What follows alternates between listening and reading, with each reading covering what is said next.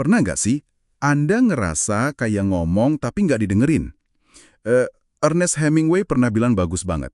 Waktu orang ngomong, dengerin bener-bener. Kebanyakan orang tuh nggak pernah dengerin. Nah, hari ini kita mau kupas tuntas nih teknik 9 dari materi Anda, fokusnya soal mendengarkan proaktif, terus gimana cara membangun hubungan baik, dan ujung-ujungnya pengaruh yang berbasis kepercayaan. Ini skill penting banget buat negosiator Sandra, tapi ternyata relevan banget buat obrolan kita sehari-hari loh. Yuk kita selami bareng. Betul sekali. Materi Anda ini kan nunjukin gimana kita sering banget ya nyepelein kekuatan mendengar yang sebenarnya. Padahal ya itu fondasi utama buat bangun kepercayaan sama pengaruh. Bukan cuma soal apa yang diomongin, tapi kayak riset Mehrabian yang sering dikutip itu, ya walaupun kadang suka salah paham juga konteksnya, gimana respon nonverbal kita pas dengerin, itu wah krusial banget. Intinya sih, kalau kata-kata sama gerak tubuh nggak sinkron, orang bakal lebih percaya sama gerak tubuhnya, apalagi kalau nyangkut perasaan atau sikap gitu. Oke. Jadi gimana nih caranya biar bisa dengerin kayak negosiator kelas dunia gitu? Materi Anda kan ngebagi jadi 5 tingkatan ya. Tingkat 1 itu yang paling dasar ya. Dengerin intisari doang. Kayak sambil lalu, mungkin sambil ngerjain yang lain, atau pikiran kemana-mana gitu. Iya, itu yang paling simpel. Terus naik ke tingkat 2, nah ini dengerin buat nyanggah. Jadi kita dengerin, tapi tujuannya tuh nungguin kesempatan buat nyela, buat buktiin argumen kita bener, atau nunjukin lawan bicara salah. Sering nih kejadian pas debat panas. Wah, iya juga ya. Nah, baru mulai asik nih di tingkat 3 sama 4. Dengerin logika dan emosi. Di sini fokus kita mulai pindah ke orangnya ya. Nyoba nangkap nggak cuma faktanya, tapi juga, rasa-rasanya gimana kita di balik omongannya. Mungkin kita bisa respon kayak, wah, kedengarannya Anda lagi kesel banget ya soal ini gitu. Nah, persis itu udah mulai masuk ke pemahaman yang lebih dalam. Dan puncaknya, ya tingkat 5. Dengerin buat sudut pandang. Ini dia nih level komunikasi kelas dunia yang sebenarnya. Inti dari dengerin proaktif itu, kita benar-benar usaha masuk ke sepatu orang lain, ngelihat dunia dari kacamata dia, pakai empati. Bahkan bisa nangkep kebutuhan yang nggak diomongin langsung. Di level inilah hubungan baik yang kuat sama pengaruh berbasis kepercayaan itu mulai kebangun. Ini landasan teknik 9 yang lagi Anda pelajari. Wow, dalam banget ya. Terus buat nyampe ke tingkat 5 itu kan ada konsep active listening-nya Carl Rogers ya.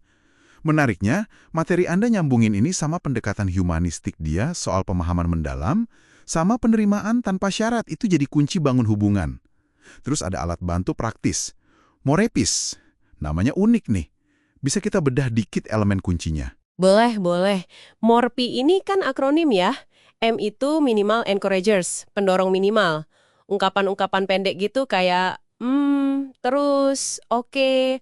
Fungsinya buat ngasih sinyal kalau kita nyimak. Penting banget ini, apalagi kalau komunikasinya nggak tatap muka langsung. Oh iya. Ini nyambung sama poin Mehrabian tadi ya. Nunjukin kita terlibat nggak cuma lewat kata. Oke, terus? Oh, open questions, pertanyaan terbuka. Disaranin pakai apa atau bagaimana gitu ya, buat mancing penjelasan lebih. Hindari kenapa atau mengapa yang bisa bikin orang jadi defensif. Betul.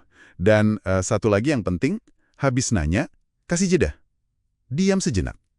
Justru di jeda itu sering banget muncul jawaban yang lebih jujur, lebih dalam. Terus, R, reflecting atau mirroring. Ini ngulangin beberapa kata kunci terakhir yang diucapin lawan bicara. Misalnya dia bilang, rasanya buntu banget deh. Anda bisa respon, buntu banget ya. Ini aja. Lanjut ya, ada I, effective pauses, jeda yang efektif. Kekuatan diam, kadang diam itu emas, ngasih ruang buat mikir, seringnya malah mancing lawan bicara buat ngisi kekosongan itu. Jadi dia ngomong lebih banyak lagi. Bener juga, ngakuin jeda itu emang perlu latihan ya. Kadang kita suka nggak nyaman gitu sama hening. Oke, lanjut ke I statements, pernyataan saya. Iya, I statements. Ini cara kita nyampein perasaan kita gara-gara perilaku orang lain, tapi tanpa nyalahin. Formulanya kira-kira gini, waktu Anda sebutin perilaku spesifiknya, saya ngerasa sebutin emosi spesifiknya, soalnya sebutin dampaknya buat kita. Contohnya, waktu nada suara Anda naik tadi, saya jadi ngerasa agak kurang nyaman ya, soalnya jadi susah fokus ke diskusinya. Wah, ini butuh kesadaran diri tinggi ya. apalagi kalau lagi panas emosinya.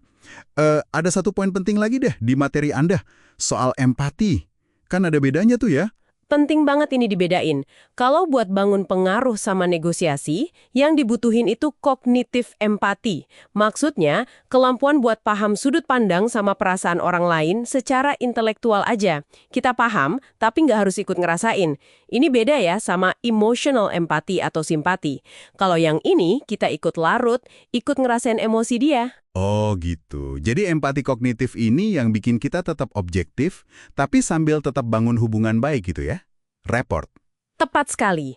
Jadi kita bisa paham peta dunia mereka, buat bangun jembatan komunikasi, buat ngasih pengaruh, tapi kita nggak kehilangan arah tujuan kita sendiri. Ini penting banget di situasi sulit. Biar kita tetap tenang dan fokus. Oke, jadi jelas banget ya. Pengaruh yang beneran itu seringnya bukan datang dari paling banyak ngomong, tapi justru dari paling dalam dengerinnya. Sampai ke tingkat 5 tadi, bener-bener paham dunia lawan bicara kita. Persis. Dan enaknya, ini tuh bukan bakat dari lahir. Ini skill, keterampilan yang bisa dilatih, bisa diasah terus. Mungkin nih, sebagai penutup, ada tantangan kecil buat Anda yang dengerin. Di obrolan penting Anda nanti, coba deh, sadar, pilih satu aja teknik dari Morphy tadi, mungkin mau coba pakai jeda efektif, atau keluarin satu pernyataan saya. Terus amati, kira-kira perubahan apa ya yang terjadi di dinamika obrolan itu? Wah, pertanyaan bagus tuh buat direnungin dan dicoba sendiri.